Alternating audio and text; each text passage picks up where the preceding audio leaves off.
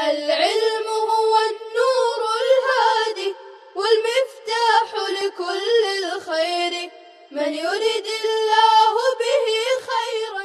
السلام عليكم ورحمة الله وبركاته. بسم الله الرحمن الرحيم. الحمد لله رب العالمين والعاقبة للمتقين والصلاة والسلام على سيد المرسلين وعلى آله وأصحابه أجمعين.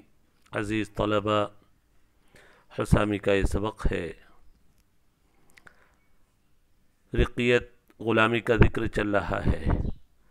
رقیت اور غلامی بھی عوارض سماویہ میں سے ہے۔ رقیت اور غلامی کی بحث لمبی چلی، ابھی 2 سبق اور ہوں گے رقیت سے متعلق انشاءاللہ۔ آج کا سبق دیکھیں، وَانْقَطَعَتِ الْوِلَایَاتُ كُلُّهَا بِالرِّقِّ، تمام ولایتیں منقطع ہو جائیں گی، ختم ہو جاتی ہیں غلامی کی وجہ سے۔ کسی طرح کی ولایت غلام کو حاصل نہیں ہوگی۔ ولایت کا مفہوم ما قبل میں بیان کیا گیا تھا، غیر پر قول کو نافذ کرنا، تنفیذ القول علی الغیر، غیر پر قول کو نافذ کرنا۔ غلام کو جب خود اپنی ذات پر ولایت حاصل نہیں ہے، وہ خود مملوک ہے، تو دوسروں پر کیسے اس کو ولایت حاصل ہوگی اور دوسروں پر اپنی بات کو وہ کیسے نافذ کر سکے گا؟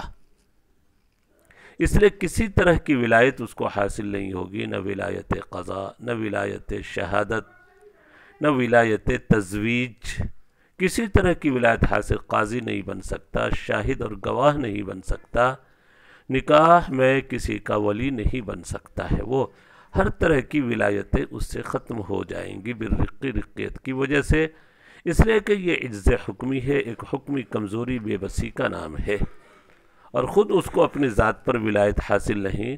کسی بھی انسان کو پہلے اپنی ذات پر ولایت حاصل ہوتی، پھر وہ ولایت دوسروں کی طرف منتقل ہوتی ہے۔ جب اس کو اپنی ذات پر لا ولایت لہ علی نفسہ، اس کو اپنی ذات پر ولایت حاصل نہیں ہے، تو کیسے اس کو غیر پر ولایت حاصل ہوگی؟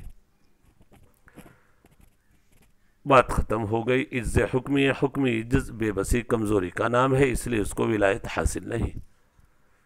ایک اشکال ہوا جس کا جواب آگے دینا چاہ رہے، وَإِنَّمَا صَحَّ أَمَانُ الْمَأْذُونِ۔ جہاد کا مسئلہ پیچھے آ چکا ہے۔ غلام پر جہاد فرض تو نہیں، لیکن آقا اگر اجازت دے دے تو شریک ہو سکتا ہے، لیکن جہاد فرض نہیں ہے، اس لیے اس کو مال غنیمت کا پورا حصہ نہیں ملے گا، بلکہ قاضی، امیر المؤمنین، قاضی نہیں بلکہ امیر المؤمنین اپنے حساب سے کوئی معمولی حصہ اس کو دے دیں گے، جس کو رضح کہا گیا ہے ما قبل میں، را ضاد ح، غلام کو دیا جائے گا غنیمت میں تھوڑا حصہ۔ بہرحال سوال یہ ہے کہ معزون کو جب اپنی ذات پر ولایت حاصل نہیں، تو میدان جنگ میں وہ کسی کو امان کیسے دے سکتا ہے؟ حالانکہ فقہا لکھتے ہیں کہ امان دینا صحیح ہے، صح امان المأذون، امان دینا صحیح ہے۔ حالانکہ کسی کو امان دینا، امان کا مطلب کہ بھائی اس کو کوئی قتل نہ کرے، میں اس کافر کو امن دیتا ہوں، تو تمام مسلمانوں پر اس کی پابندی ضروری ہے، اور کسی کے لیے اس کو قتل کرنے کی اجازت نہیں ہے۔ ہر ایک شخص کو امن دینے کا حق ہے، لیکن آزاد کو تو ولایت اپنی ذات پر حاصل ہے، وہ دوسرے کو امن دے سکتا ہے، لیکن غلام کیسے امن دے رہا ہے؟ غلام عبد معزون جس کو جہاد کی اجازت دی گئی، اس کا امان دینا کیسے صحیح ہوگا؟ مصنف اس کا جواب دیں گے کہ اصل میں امان دینا ولایت کی قسم سے خارج ہے، یہ ولایت کی قسم سے نہیں ہے، بلکہ خود کو نقصان میں ڈالنا ہے۔ یہ اپنی ذات کے لیے نقصان کر رہا ہے، چونکہ جب اس کو جہاد کی اجازت مل گئی تو ظاہر ہے کہ اس کو مال غنیمت میں بھی حصہ ملے گا، چاہے مکمل نہ ملے لیکن حصہ ملنا ہے، تو گویا اس نے جس کو بھی امن دیا ہے اس کی غنیمت سے خود کو محروم کر رہا ہے، طبعاً دوسروں کا نقصان ہو رہا ہے، ضمناً اور طبعاً دوسرے کے لیے نقصان ہو رہا ہے۔ تو ایسا ہو سکتا ہے ایک چیز اصالتاً غلام پر واجب ہو اور ضمناً طبعاً دوسروں کے لیے وہ نقصان ہو، تو وہ امان کے قبیل سے، ولایت کے قبیل سے نہیں ہے، بلکہ یہ ایک مستقل حکم ہے، الگ چیز ہے یہ، جس میں اصالتاً خود غلام نقصان میں شامل ہوتا ہے امان دے کر، اور ضمناً اور طبعاً دوسرے بھی شامل ہو جاتے ہیں۔ یہ بالکل ایسے ہی یہ مصنف مثال دے رہے ہیں، جیسے غلام کی گواہی مقبول نہیں ہے، گواہی نہیں دے سکتا، ابھی بتایا ولایت شہادت اس کو حاصل نہیں، ولایت قضا نہیں، ولایت تزویج نہیں، لیکن رمضان کے چاند کے متعلق اس غلام کی گواہی درست ہے، چونکہ رمضان کے چاند کی گواہی دے کر گویا خود اپنے اوپر بھی روزے کو لازم کر رہا ہے، ضمناً اور طبعاً دوسروں کے اوپر روزہ لازم آ رہا ہے۔ تو یہاں بھی امان دے کر جہاد میں پہلے خود کو اس کی غنیمت سے محروم کر رہا ہے، ضمناً طبعاً دوسروں کا نقصان ہو رہا ہے کہ اس کی جو غنیمت ملے گی اس شخص کی جس کو ہم نے دیا گیا، دوسروں کو اس میں شریک نہیں کیا جا سکتا، چونکہ امان مل گیا اس کو، اور جس کو امان دے دیا گیا اس کا مال مال غنیمت میں شامل نہیں کیا جاتا۔ دیکھیں عبارت، وَإِنَّمَا صَحَّ أَمَانُ الْمَأْذُونِ، مأذون کا امان صحیح ہے، حالانکہ نہیں ہونا چاہیے، ولایت کے قبیل سے ہے، لأن الأمان بالإذن يخرج عن اقسام الولاية، اس لیے کہ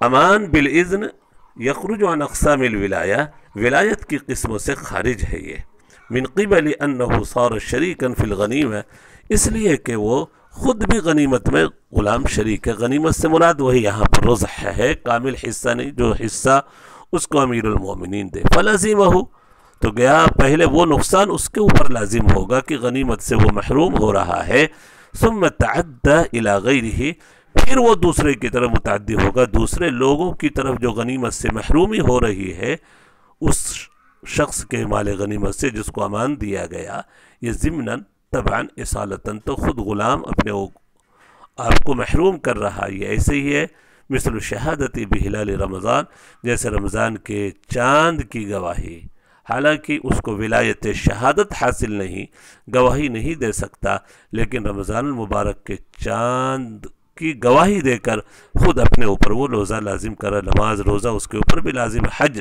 چاہے فرض نہ ہو۔ وعلى هذا الاصل يصح، اب ایک على هذا الاصل، اس ضابطے پر، یہ ضابطہ کیا ہے؟ دو چیزیں، هذا الاصل سے دو چیزوں کی طرف اشارہ ہے مصنف رحمۃ اللہ علیہ کا، غور سے سنیں گے۔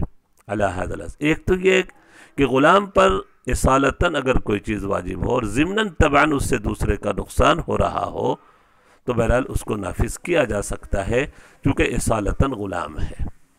دوسروں کی طرف جو متعدی ہوا ہے وہ ضمناً اور طبعاً، علی هذا الاصل سے یہ مراد، یہ ضابطہ، یا علی هذا الاصل سے مراد کہ غلام اپنے دم کا، حیات کا وہ مالک ہے، چاہے وہ مال کے اعتبار سے مملوک ہو اور مال کا وہ مالک نہ بن سکتا ہو، لیکن دم کا، حیات کا اور نکاح کا مالک ہے۔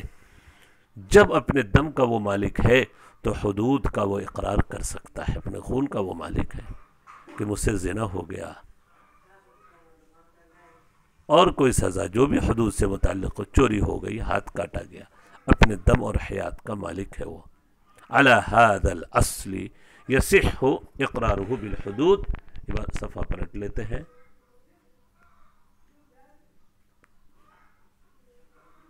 جی، یصح اقرارہ بالحدود والقصاص، اس بنیاد پر اس کے لیے حدود اور قصاص کا اقرار کرنا صحیح ہے۔ وبالسرقۃ المستہلکۃ وبالقائمۃ صح من المأذون، حدود اور قصاص کا اقرار کرنا صحیح ہے اس ضابطے پر کہ وہ اپنے دم اور حیات کا مالک ہے، یا یہ کہ اصالتاً نقصان اپنا ہو رہا ہے، آقا کا نقصان ضمناً اور طبعاً ہے۔ وبالسرقۃ، اور اسی طریقے سے ایسی چوری کا اقرار جو ہلاک مال، چوری کا مال ہلاک ہو چکا ہو، اور یا بالقائمہ موجود ہو، دونوں طرح کے چوری کا اقرار، چاہے وہ سامان ہلاک ہو چکا ہو، خرچ ہو چکا، ضائع ہو چکا، یا یہ کہ موجود ہو، صح من المأذون، عبد معذون کی جانب سے صحیح ہے۔ حدود اور قصاص کا اقرار بھی صحیح، چوری کا اقرار بھی صحیح. البتہ عبد محجور اگر عبد معذور نہیں تو اس میں مشہور اختلاف ہے جس کا ذکر انشاءاللہ العزیز کل آئے گا. تو علی ھذا الاصل جو ماقبل میں عبارت آئی ہے، علی ھذا الاصل سے ایسی چیز ضابطے سے مراد جس میں اصالتاً تو غلام کی مضرت ہو، غلام کا نقصان ہو، ضمناً اور طبعاً دوسرے کی طرف متعدی ہو، تو ایسی چیزوں کا اقرار درست ہے. یا علی ھذا الاصل سے مراد کہ وہ اپنے دم، حیات اور نکاح کا مالک ہے، غیر مال کا وہ مالک ہوتا ہے. چوری کا بھی اقرار مستحلقہ قائمہ جو مال موجود ہے صح من المأذون. انشاءاللہ بقیہ کل آئندہ پڑھیں گے. اللہ تبارک و تعالی ہم سب کے لیے سمجھنا آسان فرمائے. وصلی اللہ علی النبی الکریم وعلی آلہ واصحابہ اجمعین. السلام علیکم ورحمۃ اللہ. السلام عليكم. لا تنسوا الاعجاب بالفيديو والاشتراك في القناة تشجيعا لنا لنستمر بنشر المزيد إن شاء الله.